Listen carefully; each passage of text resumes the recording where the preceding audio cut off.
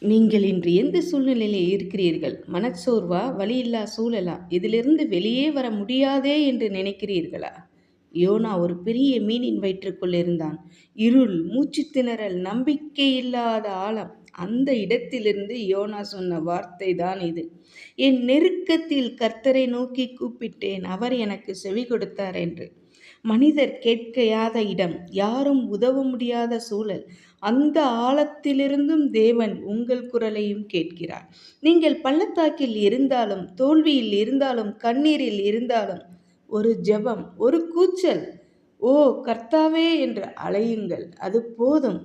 ஆழம் உங்களை அடக்காது. தேவனின் செவி உங்களை விடாது. இன்று இந்த வசனம் உங்களுக்கு நினைவூட்டட்டும். நீங்கள் இருக்கும் இடம் எவ்வளவு ஆழமாய் இருந்தாலும் தேவன் உங்களை கேட்கும் உயரத்தில் இருக்கிறார் என்று சொல்லி மறவாதீர்கள் அன்பர்களே.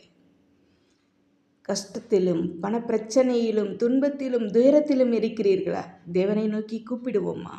அவர் கேட்க ஆயத்தமாயிருக்கிறார்.